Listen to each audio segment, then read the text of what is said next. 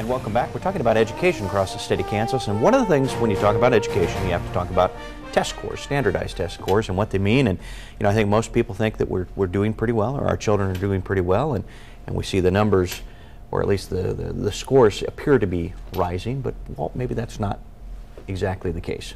Well, it's called real, but compared to what? Yeah. You know, we have the illusion that everything is continuing to rise. You just give us more money and we're going to create miracles here. Your kid's going to be smarter next year. And the way that's been done, unfortunately, not only in Kansas, but many of the states around the country, to satisfy No Child Left Behind and the illusion we're going to get to 100% of the kids being, quote, proficient by 2014, they've changed the tests. In Kansas, we changed it 3 separate times. The latest time was in 2005. And we immediately saw an increase in our scores. I mean, it looked like we're doing great things. But it's taken me 4 years of being on the state board now to finally dig out the bottom line. What were the cut scores changed to? What was the definition changed to? How is it we get this major increase and all these schools now are doing wonders of educating our kids? And what I find out is that we have a major illusion. What has been done, and our staff at the Kansas Department of Ed has put this out, is that if you get 40% of your questions right as a high school student in science, you're supposedly proficient. And that's a failing that's a failing level. grade in any country, in Kansas included. 40% correct, that can't possibly be.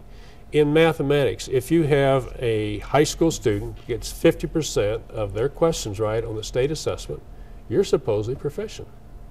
Now what they did is they not only lowered the cut scores to those low levels I just mentioned, but also included a third category called meet standard. Yep. So everyone gets the feeling like, oh, this is great. You go out as a lobbyist, they tell the legislators, look, you gave us more money, $1 billion is what came in after Montoy, and we raised all these grades. Look how wonderful we are. It can't possibly be. You got the bar so low that the kids can step over it. Almost every kid is now, quote, proficient. 87, 90% of our kids, we claim, are proficient in reading and math. It isn't possible. Well, you know, we get back to the whole No Child Left Behind situation. There's no way that all kids, we can have 100% proficiency. That's just impossible. Statistically, that's impossible. Well, it's called the bell-shaped curve, and we've seen that in intellect. You got a whole bunch of us right in the middle, around 90 or 100%, you know, in terms of IQ levels. Sure. But then it drops off on either end, and that's just normal behavior. Yeah. What, when we look at these scores, and how do we compare when we look at ACT scores, things like that? Because that might be a little better way that we can gauge things. You know, I'm glad you brought that up, because what we have to do is compare, like I said, real, but compared to what? We've been given the impression to everyone in Kansas that we've got this great increase in learning and student achievement, and yet the ACT scores, those for college admission, have been flat for the last 15 years. And the NAEP scores, the National Assessment of Educational Progress, flat for Kansas kids. In fact, last year we had 24,000 kids in Kansas, high school students, take the ACT. Only 29% have a composite score of 21, enough to get into KU or K-State, one of our 4-year institutions. Only 29%. Now, of the black students, only 6%. Hispanic students, only 12%. And yet we're claiming on our state assessments we got 89% of our kids proficient. There's a major disconnect. And yet didn't we, Walt, wasn't the reporting from this year that for the first time in many years, the assessment, the overall average went down, it dropped for the first time since No Child Left Behind has been implemented, and there was a little bit of concern about that, oh, wait a minute, maybe we're going backwards. Well, what we did is reach the plateau, and what happened was we had 3 school districts in the state of Kansas that amounted to 10% of the student population that took the ACT. And the scores in those 3 districts went down, which is exactly what those school districts already realized. McPherson, for example, their scores were at 90% for their kids. But when they took the ACT, they're like 65 for the same kids, the same subjects, reading, math. they realized they were not being honest with their taxpayers. They were not being honest to their kids. The biggest problem I see is we're not being honest to the children, the students. They get the illusion that they're really proficient. They're ready to go out and take a job. They can do good work. And what the employers have been telling us for a long time, and what the colleges have been saying, a third of our kids, 33% of our high school graduates going on to college have to take remediation before they can take credit classes. We have at least 25% of our kids never graduate. They drop out before they ever get a high school diploma.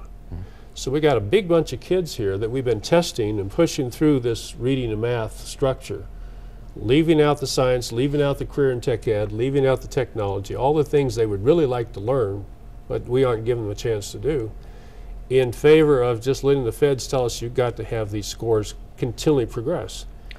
That illusion has got to come to an end. So you say the bar is dropped low to create the illusion that we're doing great. But now, who's actually setting the bar? People in our State Department of Ed.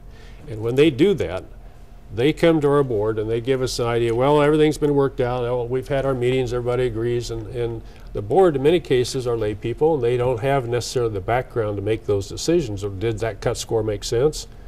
I've now shared these with our board at our meeting today. I'm asking it to come on the December agenda. I'd like to see us set a higher bar. I think we need to be much more realistic and honest with the people of Kansas and say, look, we have got to prepare our kids to compete in a global economy, not just to try to satisfy some federal bureaucrat in Washington. So Walt, you're saying as taxpayers we've been kind of lulled into this false sense of education security, I suppose you could say, that we think our kids are doing well. We believe that. We want to believe that, obviously. As a parent, I want to believe that. But that might just not be so. And what do we do now? Well, we have got to start facing the truth. Let's take, for example, our colleges. We have so many of our master's and doctoral level programs filled not with American students, but students from overseas. They are expected to learn to a higher standard than we have our kids learn. There is no idea on the part of our kids to say, you have got to perform to this level. There's nothing on the student, it's all on the teacher. If the school doesn't get the high scores that they expected, it's supposedly the teacher's fault. In other countries, it's the student's responsibility to learn, the teacher's responsibility to teach. That's very interesting. And I saw a study just the other day where they looked at foreign students, and it was exactly that. They saw how quickly American students gave up on projects or problems that they had difficulty with, and the foreign students stuck with them for a long period of time, and it was actually judged as a positive thing to do. We're out of time, guys. Appreciate it. It looks like we've got a lot of work to do at the state level as far as education is concerned. Thanks for being on the show. Thank you for watching the show. If you have any questions or comments about the program, please email me at thisweekinkansas@kake.com. Thanks for watching. I hope you have a wonderful week.